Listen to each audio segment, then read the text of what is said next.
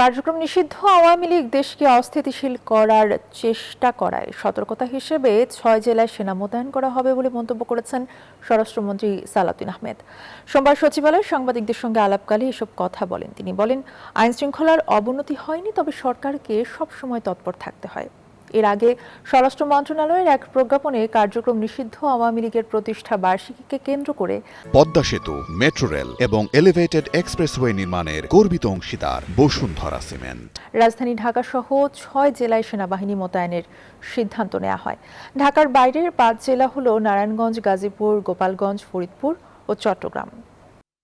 প্রয়োজনীয় ক্ষেত্রে NATO civil পাওয়ার, মাঝে মধ্যে বিজিবিকে আনে, মাঝে মধ্যে সেনা সদস্যদেরকে আমরা নিয়োগ করি। এটা হচ্ছে রুটিন ওয়ার্ক। দেশে অস্থিরতা সৃষ্টির জন্য কিছু কিছু মহল, কোনো কোনো মহল অপতৎপরতা লিপ্ত আছে। তো সেই জন্য আমরা অ্যালার্ট থাকার অংশ হিসেবে আমরা নিয়েছি। এ বিষয়ে আরো খবর জানাতে সচিবালয় থেকে সরাসরি যুক্ত আছেন সহকর্মী শাহনাজ ইয়াসমিন। চলে যাচ্ছি তার কাছে। ইয়াসমিন, একটু জানাবেন যে সতর্কতা হিসেবে আসলে সেনা মোতায়েনের যে সিদ্ধান্ত নেওয়া হয়েছে, এটা আসলে কিসের প্রেক্ষিতে এবং কি কারণে নেওয়া হয়েছে, একটু জানাবেন বিস্তারিত। আপনাকে ধন্যবাদ জানাচ্ছি। আমরা জানি যে ২৪ জুলাই আগস্টের যে ঘটনা, গণ অভ্যুত্থান ছিল এই দেশে, তো সেই সময় আসলে আইন শৃঙ্খলা রক্ষার জন্য তৎকালীন সরকার সেনা সদস্যদেরকে মাঠে নামিয়েছিল পুলিশ সদস্যদের সাথে একসাথে কাজ করার জন্য। এরপর যখন আগস্টের ৮ তারিখের ইন্টারিম গভর্নমেন্ট আসলো ২৪ সালের, তখন আসলে ইউনূস সরকারও এই সেনা মোতায়েন অব্যাহত রাখলো এবং আমরা জানি পরপর ২ মাস পর পর সেনা মোতায়েনের সময় বাড়ানো হয়েছিল। কারণ ওই সময় আসলে আইন শৃঙ্খলা, মব তৈরি, চারদিকে অনেক বড় ধরনের সমস্যা ছিল আইন শৃঙ্খলা নিয়ে ঢাকা সহ সারা দেশে। এই জন্য এই ১৮ মাস ইন্টারিম গভর্নমেন্টের সময় সেনাবাহিনী মাঠে ছিল এবং প্রশাসনের সাথে কাজ করেছে। এবং এই যে ১২ ফেব্রুয়ারি বিএনপি সরকার গঠনের পর জাস্ট ১ মাস পরে স্বরাষ্ট্রমন্ত্রী একদিন জানিয়েছিলেন যে আসলে নির্বাচিত সরকার যখন আসে তখন আসলে আইন শৃঙ্খলা ভালো হয়েছে আর প্রয়োজন নেই সেনাবাহিনী মাঠে থাকার। এবং সেই সময় সিদ্ধান্ত হয়েছিল এই জুন মাসের ৬ তারিখ থেকে সেনাবাহিনী ধাপে ধাপে তুলে দেওয়া হবে এবং ৬ জুন থেকে ১৫ দিন পর্যন্ত সব সেনাবাহিনী কিন্তু মাঠ থেকে তুলে নেওয়া হয়েছে।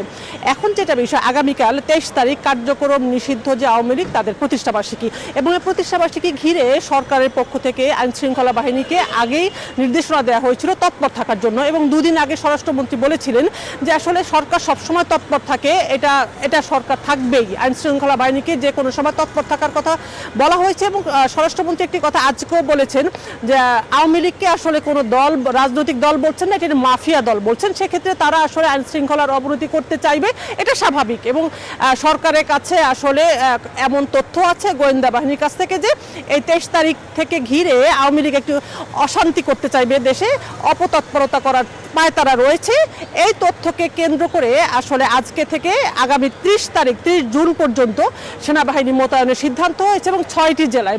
স্বরাষ্ট্রমন্ত্রী খুব পরিষ্কার বললেন যে আসলে এই ৬ জেলাকে ঘিরেই গোয়েন্দা তথ্য রয়েছে যে এই ৬ জেলায় আসলে আইন শৃঙ্খলা অবনতি হওয়ার আশঙ্কা রয়েছে সরকারের কাছে এবং সেই জন্যই এটা বলেছে আসলে পুলিশ বাহিনীকে সহায়তা করবে।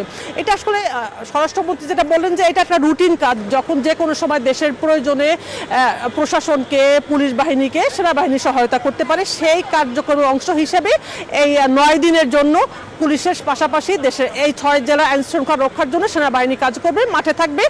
এটা আসলে খুব অস্বাভাবিক যে পরিবেশ হয়েছে বিষয় সেটাও না, যেটা স্বরাষ্ট্রমন্ত্রী বললেন। তবে সরকারকে তৎপর থাকতে হয় যে কোনো তথ্যের ভিত্তিতে, সেই তৎপরতার ধারাবাহিকতায় এই সেনাবাহিনী মাঠে থাকছে।